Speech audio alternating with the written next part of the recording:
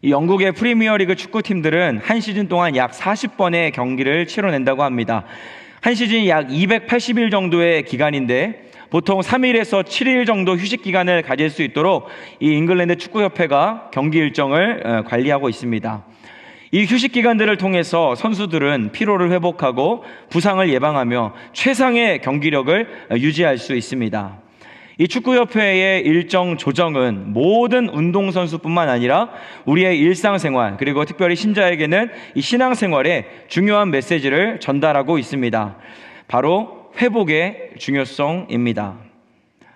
충분한 휴식과 회복이 없다면 지속적인 성과를 기대하기 어렵다는 것입니다. 마찬가지로 우리의 일상, 우리의 신앙에서도 이 회복은 정말 중요한 것입니다. 우리에게 회복이 임하게 될 때 우리가 영적으로 또 육적으로 최상의 상태를 유지할 수 있습니다. 저는 오늘 예레미야 31장을 통해서 이스라엘을 향한 회복을 선포하시고 그 회복을 이루어 가시는 하나님에 대해서 은혜를 나누기 원합니다. 우리는 어떻게 회복의 은혜를 경험할 수 있는 것인가 두 가지로 살펴보면서 말씀의 은혜 나누기 원합니다. 첫 번째, 우리는 어떻게 회복되는가? 우리는 하나님의 영원하신 사랑으로 회복되는 존재입니다. 하나님의 영원한 사랑으로 회복되는 존재이다. 예레미야 선지서는 많은 부분에서 심판과 멸망에 대한 내용을 다루고 있습니다. 그러나 30장부터 33장까지의 내용은 이스라엘의 궁극적인 회복을 약속하시는 하나님의 놀라운 계획들로 가득 채워져 있습니다. 이스라엘 백성은 반복되는 불순종과 죄악들로 철저히 실패했고 또 망가져 있었으나 하나님은 그들을 그 실패와 그 망가진 상태대로 내버려 두지 않으시고 그들에게 회복을 주기 원하시고 생명을 주시기 원하십니다. 그 이유가 무엇입니까? 하나님께서 그들을 사랑하셨기 때문입니다. 오늘 본문 3절에서 하나님은 말씀하십니다. 내가 영원한 사랑으로 너를 사랑하기에 인자함으로 너를 이끌었다 하였노라. 하나님과 이스라엘의 관계는 짧지 않습니다. 오랜 시간을 지나온 아주 특별한 관계입니다. 사람의 관계는 유리잔과 같아서 한 번 실수하면 회복이 어렵습니다. 한 번 감정을 제어하지 못하면 순식간에 관계가 금이 가고 깨져버려서 다시 붙이기가 여간 어려운 게 아닙니다. 그러나 하나님과 이스라엘의 관계는 이 사람의 인간관계와는 그 성격과 내용이 다른 것입니다. 이스라엘이 먼저 언약을 파기했습니다. 수십 번, 수백 번, 일일이 셀 수도 없을 만큼 많은 배신과 주님 앞에 무례함이 있었습니다. 그러나 하나님은 마치 그런 것에 전혀 개의치 아니하시는 것처럼 거듭된 배신과 거듭된 불순종에 무감각하신 분처럼 그들을 사랑하십니다. 나는 너를 사랑하지 않은 적이 없었고 영원한 사랑으로 너를 이끌어왔다. 나는 그리고 앞으로도 그럴 것이다. 이 사랑을 네가 기대해도 좋다. 여러분, 정말 하나님의 사랑은 바다같이 넓고 화수분처럼 솟아나는 사랑입니다. 주 안에 존귀하신 성도 여러분, 저와 여러분이 바로 이 사랑을 소유한 자들임을, 이 사랑을 주님께 받은 자들임을 기억해야 합니다. 우리는 끊임없이 주님을 배반했고 지금도 주님 앞에 불충함을 드러내며 살고 있는 존재들 아닙니까? 주님을 사랑한다 말하지만 늘 그 사랑에 진심이지 못할 때가 많습니다. 신랑 되신 주님을 내 앞에 두고서도 세상과 짝하면서 내 진심과 내 사랑을 그 세상에게 다 내어주는 존재가 저와 여러분 아닙니까? 그런데 주님은 신부인 우리가 전혀 어떠한 지를 상관없어 하시는 것처럼 우리를 사랑하신다는 겁니다. 우리의 연약함이나 우리의 추함이나 우리의 비루함에는 전혀 무감각하신 분처럼 어쩌면 정말 어떻게 하면 내 신부를 더 많이 사랑할 수 있을까? 우리의 그러한 비루함은 전혀 상관하지 않으시고 어떻게 하면 사랑을 내어줄까? 그 생각만 하며 살아가는 바보 같은 신랑처럼 보입니다. 이것이 참 놀라운 은혜이고 측량할 수 없는 하나님의 사랑이라고 저는 확신합니다. 8절에서 우리는 만삭인 여인, 보지 못하는 시각장애인, 다리 저는 자들이 땅끝에서부터 걸어오고 있는 모습 살펴보았습니다. 포로된 땅, 그곳에서 고향 땅인 예루살렘으로 돌아오게 된다는 것입니다. 이 일이 이 본문에 기록된 자들에게 쉽지 않아 보입니다. 먼 길을 돌아와야 합니다. 산을 올라가야 되고 강을 건너야 되는 것 힘들고 어려운 일입니다. 강건하고 힘 있는 자들, 재주가 있고 능력이 좋은 자들이라면 능히 쉬이 이 길을 걸어올 수 있겠으나, 그러나 임산부랑 장애인이 그 먼 길을 걸어오는 것 불가능에 가깝습니다. 어떻게 그들이 그 길을 갈 수 있었습니까? 9절에 답이 나와 있습니다. 그들이 울며 돌아오리니 나의 인도함을 받고 간구할 때에 내가 하나님이 그들을 넘어지지 않게 하겠고 물 있는 계곡의 곧은 길로 가게 하리라. 나는 이스라엘의 아버지요 에브라임은 나의 장자니라. 하나님이 만삭된 여인과 맹인과 다리 저는 자들과 함께 걷고 계십니다. 그래서 그들이 곧 도로 돌아올 수 있습니다. 영원한 사랑의 본체이신 주님께서 자신의 백성들 넘어지지 않도록, 길을 헤매지 않도록 팔을 붙잡아 주시고 등을 떠밀어 주시고 그들 가운데 계시며 그들을 인도하고 계십니다. 물이 흐르는 계곡도 두렵지 않습니다. 주님이 그 물가에 서 계시기 때문입니다. 주 안에 사랑하는 성도 여러분, 우리는 다 맹인 같은 자들입니다. 우리는 다 다리 저는 자들처럼 주님 앞에서 제대로 걷지 못하면서 쩔뚝쩔뚝하면서 구부정하게 그 인생길을 걸어가는 연약한 인생임에 불과하지만, 그럼에도 불구하고 주님의 사랑을 입은 자들입니다. 그 맹인 같은 우리를 이끌어주시는 주님의 사랑, 그 다리 저는 나를 붙잡아 펴서 그 물 고든 길로 걸어게 하시는 주님의 사랑을 붙잡는 저와 여러분 될 수 있기를 간절히 소원합니다. 삶의 환멸과 번아웃이 찾아올 때, 죄악의 파도가 흉흉하고 우리가 그 모든 고난 가운데서 넘어지려 할 때, 모든 것을 포기하고 싶을 때, 우리를 위해 먼저 친히 모든 것을 포기하셨던 주님의 십자가를 기억하며 승리하는 저와 여러분 되기를 주의 이름으로 축복합니다. 주님의 사랑에 잠긴 자, 그 영혼과 육신이 완전한 나음을 입게 될 것입니다. 그 사랑은 어제나 오늘이나 동일합니다. 우리를 위해 쉬지 아니하시는 사랑입니다. 이 멈추지 아니하시는 주님의 놀라운 사랑을 통하여, 영원한 사랑을 통하여 날마다 우리 삶 속에서 회복의 은혜를 누리며 살아가는 우리 킨자님께 모든 성도들 되기를 주님의 이름으로 축복합니다. 두 번째, 우리는 어떻게 회복의 은혜를 경험할 수 있겠습니까? 우리가 일상의 은혜를 회복해야 합니다. 그 우리의 일상 속에서 먼저 주님 주시는 은혜를 발견하고 그곳에서부터 회복이 시작되어야 합니다. 예레미야 선지자 당시 이스라엘 상황은 어떻습니까? 완전히 폐허가 되었습니다. 물론 외형적으로는 문제가 없었습니다. 그들의 성전도 그들의 성벽도 예레미야 선지자가 선포할 당시에는 매우 굳건하게 세워져 있었습니다. 그러나 영적으로는 어떤 상태입니까? 모든 것이 무너져 내렸습니다. 영적으로는, 겉으로는 멀쩡해 보이지만 영적으로는 이미 완전히 무너져 버린 상태, 그것이 바로 이스라엘의 신앙 상태였습니다.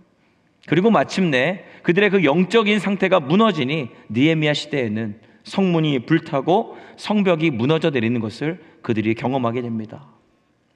그래서 하나님은 완전히 무너진 이 이스라엘의 모든 것을 내가 다시 세울 것이다, 내가 다시 세우겠다, 주님 선포하십니다. 특별히 본문 4절과 5절에는 그 회복되는 자들, 주님이 어떠한 은혜로 그들을 회복시키시는지 그 특징을 기록하고 있는데, 우리가 이 두 구절 살펴보기 원합니다. 먼저 4절입니다. 처녀 이스라엘아, 내가 다시 너를 세우리니 내가 세움을 입을 것이요 내가 다시 소고를 들고 즐거워하는 자들과 함께 춤추며 나오리라. 여러분, 무엇이 회복되는 장면 같으십니까? 두 가지로 해석할 수 있습니다. 첫 번째는 예배가 회복되는 것이고, 다른 하나는 즐거움이 회복되는 것입니다. 예배와 즐거움입니다. 소고를 들고 춤을 추는 것은 출애굽기에서 구원의 은혜를 찬양하던 그 미리암과 여인들의 모습과 닮아 있는 것 같습니다. 예배가 회복되는 장면, 또 무엇이 회복됩니까? 즐거움이 회복됩니다. 여러분, 슬픈 사람은 절대로 춤을 출 수 없습니다. 그 속에 기쁨과 즐거움이 회복되었기 때문에 기쁨과 즐거움이 넘쳐나는 사람만 춤을 출 수 있는 것입니다.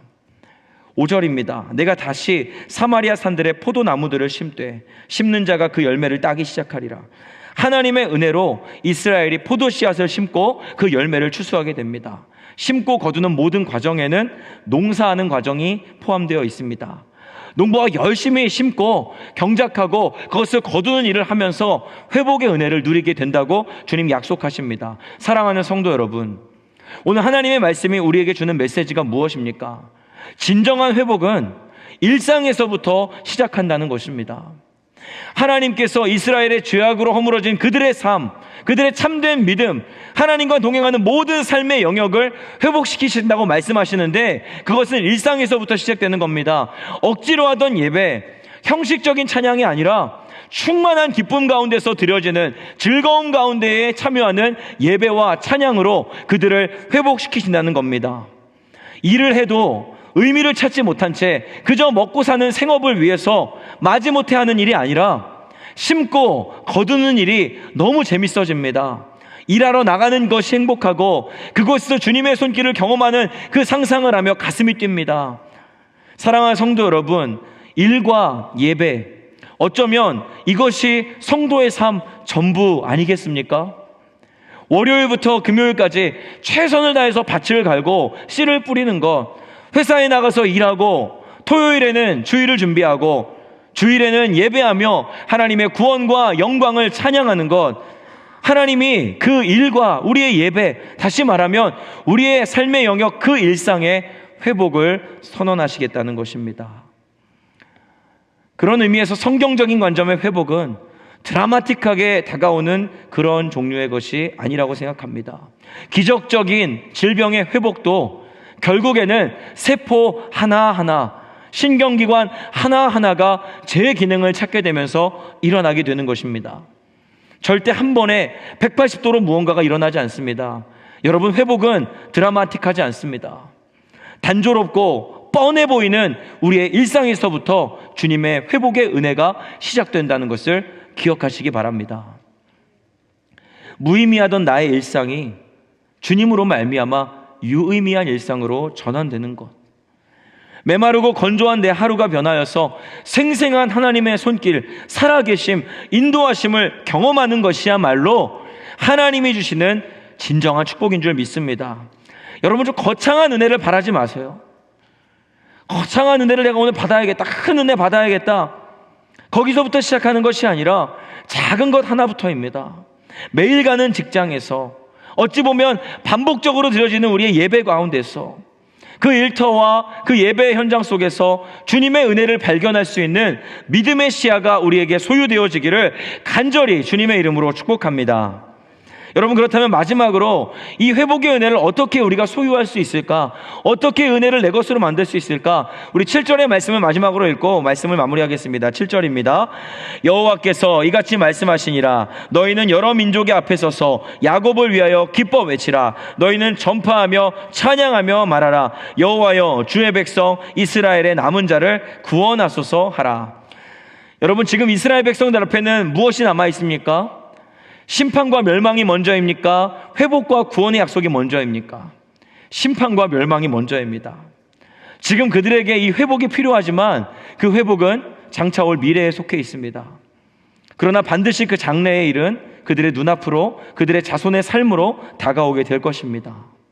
영원한 사랑으로 이스라엘 인도하시는 하나님께서 그 일을 이루실 것이기 때문입니다. 그래서 주님은 말씀하십니다.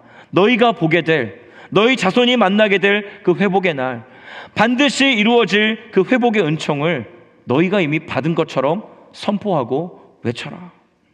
너희 입으로 말하고 너희 입으로 노래해라. 하나님, 그 회복의 날을 주시옵소서 기도하라고 말씀하십니다. 사랑하는 성도 여러분, 하나님은 우리를 사랑하셔서 회복시키기 원하시고, 그 회복의 영역은 우리의 육신과 영혼, 더 나아가 우리의 일상으로까지 확장되는데, 이것은 그냥 얻어지는 것이 아닙니다. 우리가 간절히 주님의 은혜를 사모하고 능히 그 회복을 허락하실 수 있는 주님만 바라보면서 주님 보는 그 믿음의 시야를 소유한 채로 이미 그 회복, 이미 그 은혜 내가 받은 것처럼 믿음으로 살아갈 수 있어야 됩니다. 여러분 입술로 선포하셔야 합니다. 그때 회복이 시작됩니다. 그렇게 믿음으로 선포하고 찬양하고 기도하며 나아갈 때 그 은혜의 바다에서 우리가 마음껏 헤엄치며 회복을 누릴 수 있게 된다는 것입니다. 여러분, 어떠한 입술의 열매를 맺고 계십니까? 나는 할 수 없다, 우리 가정은 안 된다, 우리 교회는 안 된다, 이 세상의 기독교는 이미 힘을 잃었다. 거룩한 영향력을 상실하였다. 모든 성벽이 무너져 버렸다. 다시는 내 일상에 회복이 없을 것이다. 여러분 입술로 그 말을 선포하면서 여러분의 믿음을 갉아먹고 있지 않습니까? 그 주님께서는 열매로 그들을 알리라 말씀하셨습니다. 그 열매에는 입술의 열매가 포함되어 있습니다. 여러분, 주님은 우리에게 선포하기 원하십니다. 부정적인 말이 아니라 주님의 은혜의 해를 선포하기 원하시고요, 주님의 영광의 날과 그 회복의 날을 선포하기 원하십니다. 우리가 다 그 일에 부름받은 자들인 줄로 믿습니다. 날마다 입술의 열매를 통하여 하나님의 아름다움과 영광을 노래하고 찬양하고 많은 이들에게, 내 가정에, 우리 교회 성도들에게 그 믿음으로 그 회복을 선포할 수 있는 사랑하는 퀸즈 하나님께 모든 성도들 되시기를 주님의 이름으로 축복합니다. 이제 말씀을 맺겠습니다. 사랑하는 성도 여러분, 하나님 영원한 사랑으로 우리를 회복시키기 원하십니다. 우리의 삶뿐만 아니라 우리의 일상을 회복시키시기 원합니다. 주님 주실 은혜를 확신하고 그 회복의 날을 사모하면서 선포하면서 간절히 구하고 찬양하고 기도할 수 있는 저와 여러분 될 수 있기를 바랍니다. 하나님 우리에게 은혜를 주신 만반의 준비를 다 하고 계신데 우리가 그 은혜 기대하지 않고 사모하지 못한다면 주님이 예비하신 은혜들은 다 땅에 떨어지고 말 것입니다. 사랑하는 성도 여러분, 주님은 너희 영혼을 위해, 이스라엘의 구원과 회복을 위해 기도하라고 예레미야를 통하여 말씀하셨습니다. 주님은 오늘 우리에게도 말씀하십니다. 너희 영혼을 위하여, 너희 가정과 이 교회와 열방과 민족을 위하여 주 안에서 참된 일상을 회복해라.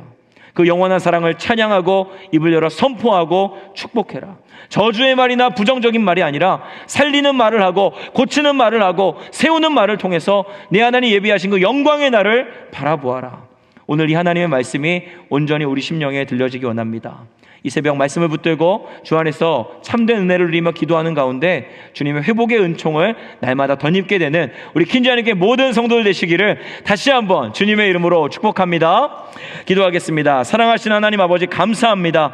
우리를 영원한 사랑으로 사랑하시는 하나님의 은혜를 힘입어 회복의 은총을 누리는 퀸즈 하나님께 모든 성도들 되게 하여 주옵소서. 우리의 가정과 직장과 교회 생활 모든 영역에서 우리의 삶을 정돈하시고 기쁨과 감사를 회복시키실 주님을 찬양합니다. 기도하러 나온 머리 숙인 주의 백성들 위로하여 주시고 살소망과 새 힘을 허락하여 주시옵소서. 오늘 이 새벽 충만하게 일하여 주실 주님께 감사드리며 우리를 죄악에서 구원하신 우리 주 예수님 이름으로 받들어 기도하옵나이다. 아멘.